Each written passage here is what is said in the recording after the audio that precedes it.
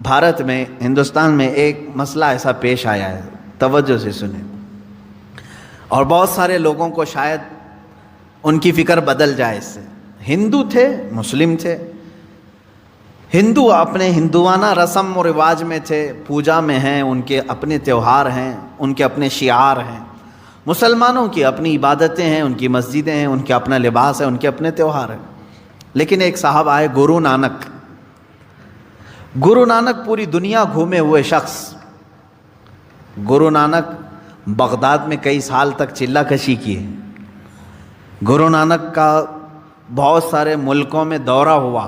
ساری چیزوں کو دیکھ کر کے گرو نانک ایک سیکولر شخص تھا، ایک سیکولر آدمی، یعنی ابھی تک کسی دھرم میں، کسی دین میں داخل نہیں۔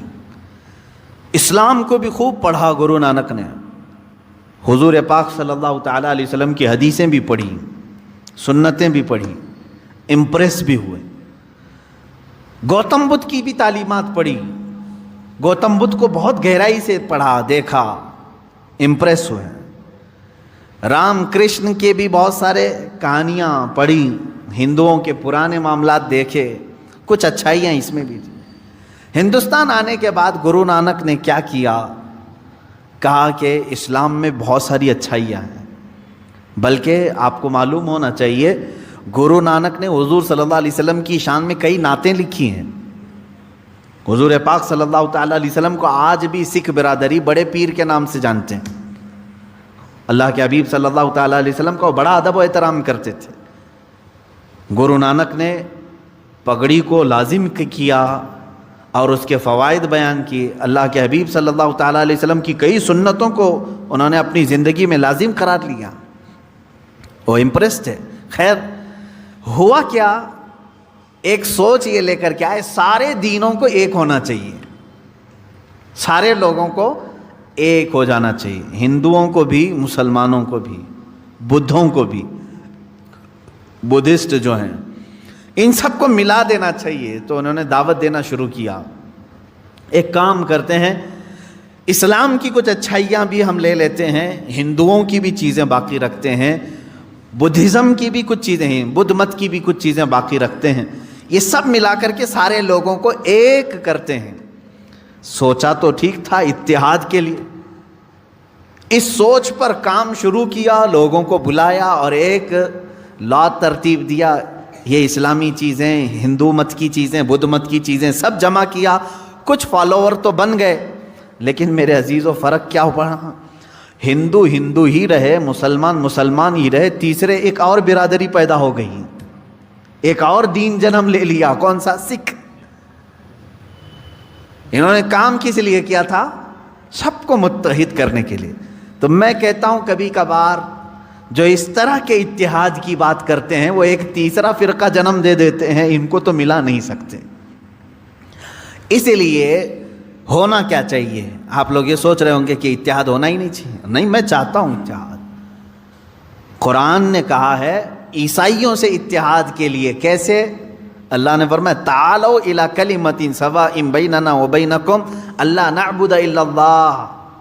اے رسول آپ ان کو بلا لیں، عیسائیوں کو، آ جاؤ، ایک پوائنٹ پہ ہم جمع ہو جاتے ہیں، ایک پوائنٹ پہ ہم جمع ہو جاتے ہیں جو تمہارے اور ہمارے درمیان ایک ہی ہے۔ کیا؟ ہم بھی اللہ کے سوا کوئی دوسرا خدا نہیں مانتے، تم بھی خدا کے سوا کسی دوسرے کو نہ مانو، اس پوائنٹ پہ جمع ہوتے ہیں۔ یہ اتحاد ہے جو قرآن کی دعوت ہے، یہ دوستی ہے۔ اس طرح کی دوستی کرو آپ، میرے کسی اصول پر فرق آنے نہ پائے، اس طرح کی دوستی آپ کرو۔ بعض لوگ سمجھوتے اور مصلحتوں کے نام پر، دوستی کے نام پر اپنے آپ کو بھی چینج کر لے جاتے ہیں، اپنا آپ بھلا لیتے ہیں۔ اس کی مثال میں یوں سمجھا دوں آپ کو، کسی کا دل رکھنے کے لیے اتنا نہ گر جاؤ کہ تمہاری جڑیں ختم ہو جائیں۔ ہاں، آپ کا گھر، میرا گھر یہاں سامنے ہے، آپ کا گھر ادھر ہے۔ آپ نے کہا کہ ہمارے اور آپ کے درمیان تلخی ہے کھڑکی کے معاملے کو لے کر کے۔ میں نے کہا ٹھیک ہے، کھڑکی ادھر سے ادھر نکال دیا، فرق نہیں پڑے گا۔ سامنے والے نے کہا کہ کھڑکی آپ کی ادھر کھلتی ہے، اگر ادھر نہ ہو تو ہمارا آپ کا کوئی مسئلہ ہی نہیں۔ تو میں نے اتحاد کے لیے، ان سے محبت کے لیے اپنی کھڑکی بدل لی۔ کبھی سامنے والے نے کہا آپ کی چوکھٹ جو ہے وہ بہت اونچی ہے، تھوڑی چھوٹی ہوتی تو ہمارا اور آپ کا کوئی اختلاف ہی نہیں ہوتا۔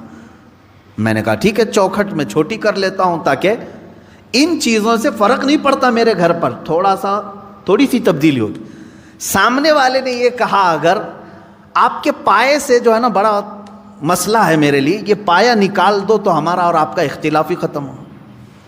یہ کون سی بات ہوئی بھائی؟ یہ تو پائے کی بات کر رہا ہے، میرے گھر کے پائے کی بات کر رہا ہے کہ پایا آپ کا یہ نکال دو تو میرا اور آپ کا اختلاف ہی نہیں رہے گا۔ تو تم کیا چاہتے ہو کہ میں کھلے میدان میں آؤں تب اختلاف ختم ہوگا تمہارا؟ اسی طرح میرے عزیزوں، کبھی کبھار اتحاد کے نام پر آپ سے یہ کہا جائے گا صرف ٹوپی تمہاری ہمارے لیے دقت کی بات ہے، تم نکال دو، داڑھی تمہاری ہمارے لیے دقت کی بات ہے، نکال دو، ہمارا تمہارا اتحاد ہوگا۔ یہ کرتے کرتے مسلمان آج یہاں کو پہنچا کہ اب وہ یہ کہنے لگ گئے قرآن تمہارا اور ہمارا یہ بیچ میں ملنے نہیں دیتا، اس کو ہٹاؤ، تمہارا اور ہمارا اتحاد ہو جائے گا۔ یہ آگے پائے پر، آگے بنیاد پر بات۔ ہاں اس طرح کی باتیں آج ہو رہی ہیں کہ قرآن جو ہے تمہیں منع کرتا ہے کافروں سے دوستی کے لیے، ایسی آیتیں ہیں، اس کو ہٹا کر باہر رکھ دو، تمہاری اور ہماری دوستی، اختلاف ختم ہو جائے گا۔ عزیزان گرامی وقار، میں نے بہت اچھی مثال سے آپ کو سمجھایا، جہاں کوئی بات آدمی پائے کے متعلق کہنے لگ جائے تو یہاں سمجھوتا نہیں ہوتا، ورنہ تم در در کی ٹھوکریں کھاتے ہوئے میدان میں بھٹکتے رہو گے، تمہارا اپنا کوئی دین ہی نہیں رہے گا۔ اگر کوئی تمہیں اس بات پر سمجھوتا کرنے کے لیے کہتا ہے کہ تیری اور میری دوستی باقی رہے گی، بس ایک نام محمد ہٹا دے صلی اللہ علیہ وسلم، حضور پاک صلی اللہ تعالیٰ علیہ وسلم کو کیا ہم اپنے درمیان سے ہٹا دیں؟ وہ تو پورے جڑ کی بات کر رہا ہے، تو یہاں سمجھوتا نہیں ہوتا۔ اس طرح کی دوستیوں سے اللہ رب العزت نے منع فرمایا، اے ایمان والو ان لوگوں سے دوستی نہ کرو۔ کس بنیاد پر؟ کہ کہیں وہ تمہیں کفر میں نہ لے جائیں۔ ہاں میں نے ظاہر کر دیا آپ کے سامنے، تجارت میں دوستی ٹھیک ہے، پڑوس میں ہے نان مسلم کسی بھی دھرم کا رہنے والا، اس کے ساتھ دوستی رکھ سکتے ہو آپ۔ اگر وہ بھوکا ہے تو آپ کھانا کھلا سکتے ہو، اگر بے لباس ہے تو آپ لباس پہنا سکتے ہیں۔ اسلام نے یہ تمام چیزوں کی اجازت دی۔ تجارت میں تم معاملات کر سکتے ہو، پڑوس ہونے کے اعتبار سے معاملات کر سکتے ہو، تمہارے کلیگ ہیں، ایک ساتھ نوکری کرتے ہیں، جاب کرتے ہیں، ایک دوسرے کے ساتھ پڑھتے ہیں پڑھاتے ہیں، ان معاملات میں تم تعلقات رکھ سکتے ہو۔ یہاں جو ممانعت آئی ہے وہ دینی معاملات کے سلسلے میں۔ اسی لیے میں کہتا ہوں عام مسلمانوں کو یہ چاہیے کہ وہ دینی معاملات میں ان لوگوں کے ساتھ ڈسکشن پر بھی نہ جائیں، نہ کریں۔ ہاں جب کبھی دھارمک معاملات پر بات کرنے کی نوبت آ جائے تو ان لوگوں سے یہ کہیں کہ ہمارے دھرم کو جو زیادہ جانتا ہے وہ بیٹھے، تمہارے دھرم کو جو زیادہ جانتا ہے وہ بیٹھے، یا ان کی فیلڈ ہے وہ گفتگو کریں گے، ورنہ تمہیں ان تمام چیزوں میں الجھا کر کے کبھی قرآن کے بارے میں تم سے سوال کر دے گا، تمہارے قرآن میں ایسی بات آئی ہے، کیا ضروری ہے تم کو ہر چیز کا اس کو جواب دینا؟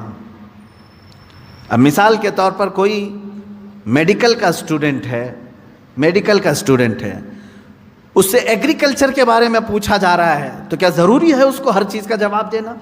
وہ بس اتنا کہہ دے کہ ایگریکلچر کا جو اسٹوڈنٹ ہے اس سے یہ رابطہ کر لیں، آپ وہاں کے ٹیچر سے آپ پوچھ لیں، یہ میری فیلڈ نہیں ہے۔ تمام نوجوانوں سے میں یہی کہوں گا کہ آج کے زمانے میں ڈیبیٹ کا سلسلہ بہت شوق سے دیکھا جاتا ہے اور کیا بھی جاتا ہے۔